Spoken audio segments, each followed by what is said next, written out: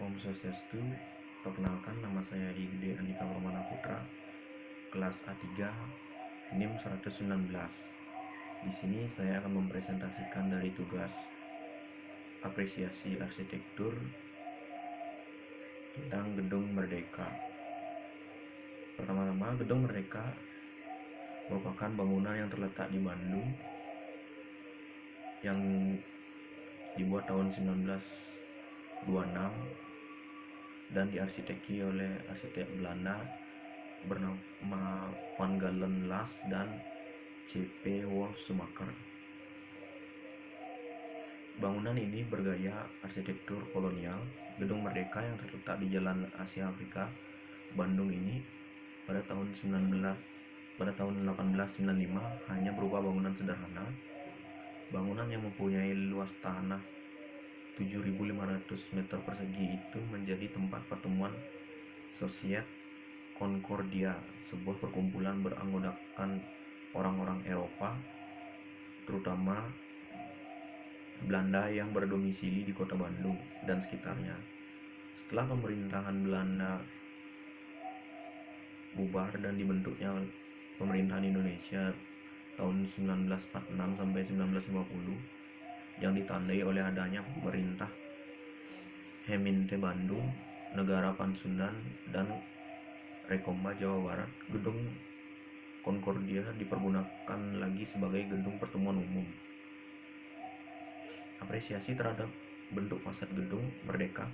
Gedung ini dirancang oleh dua arsitek Belanda seperti yang saya sebutkan tadi, Van Galen Las dan C.P. Wolfsmaker, yang bernuansa Art Deco dengan suasana megah dan mewah.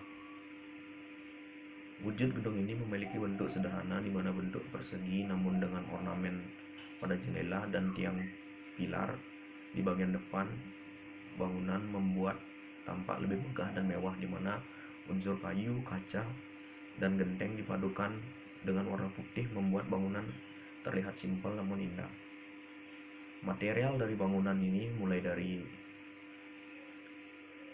bagian atap menggunakan genteng dan pada dinding menggunakan cat putih. Terdapat pula pada ventilasi kombinasi kaca dan kayu. Nilai-nilai dari gedung ini, Gedung Merdeka merupakan warisan sejarah dalam arsitektur pada masa kolonialisme untuk Indonesia dari segi perjuangan kemerdekaan, di mana gedung ini bisa menjadi sarana edukasi baik bagi pelajar dan masyarakat dalam memahami sejarah dan bangunan. Berikutnya, apresiasi proses. Gedung Merdeka memiliki bagian-bagian yang sesuai fungsi terdapat dalam denah, seperti nomor 1 pameran utama, nomor 2 perpustakaan, nomor 3 galeri atau ruang pameran temporer, nomor 4 audio visual, nomor 5 toilet, nomor 6 ruang KAA, nomor 7 ruang souvenir, nomor 8 masjid, nomor 9 taman, nomor 10 office KAA. KAA sendiri merupakan Konvensi Asia Afrika. Nomor 11 ruang pengelola Gedung Merdeka, nomor 12 ruang sahabat Museum KAA, nomor 13 balkon.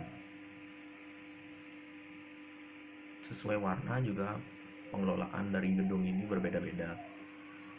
Yang warna abu-abu dikelola oleh pemerintah Jawa Barat, yang biru dikelola oleh Kementerian Luar Negeri, nomor 7 fasilitas umum, yang kuning fasilitas umum, yang merah alur kunjungan.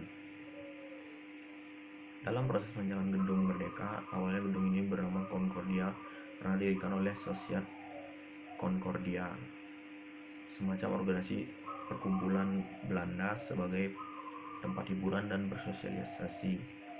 Pada masa itu Gedung Concordia menjadi bangunan yang paling terkenal di Bandung, yang juga dikenal sebagai Paris Van Java. Setiap sore dan akhir pekan gedung ini ramai dikunjungi oleh para pemilik perkebunan teh karet dan kina. Tak hanya megah di luar, desain interior gedung ini pun cukup mewah kala itu. Sejumlah literatur menyebut lantai dansa dan ruangan umum terbuat dari marmer Italia. sementara lantai di bar atau ruangan minum memakai encode, yakni kayu yang berkualitas melebihi jati. Namun kini semua interior itu telah berganti. Lampu-lampu hias kristal yang awalnya menerangi sejumlah ruangan sudah berganti lampu neon. Lantai encode yang sudah diganti dengan tegel buatan Cimindi, Cimahi, Jawa Barat.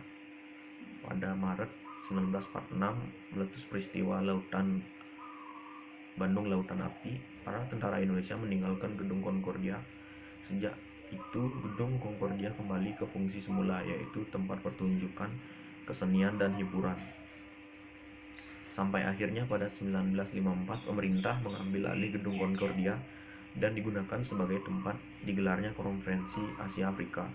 Presiden Soekarno kemudian mengganti nama gedung Concordia menjadi Gedung Merdeka. Bisa dilihat interior gedung Merdeka pada gambar di sebelah kanan. Yang pertama ruangan pertemuan, yang kedua mimbar rapat konferensi Asia Afrika, yang nomor 3 area pameran.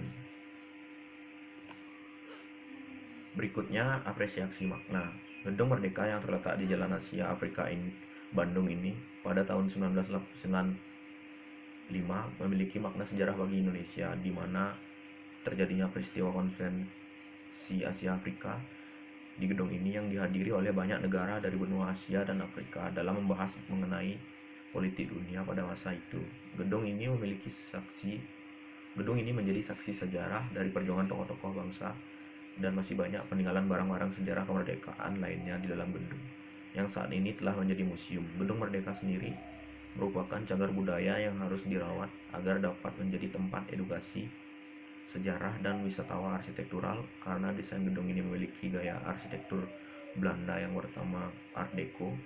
Jadi keberadaan bangunan ini penting bagi Indonesia sebagai identitas sejarah. Sekian presentasi saya dalam menjelaskan Gedung Merdeka pada mata kuliah apresiasi arsitektur. Sekian dan terima kasih.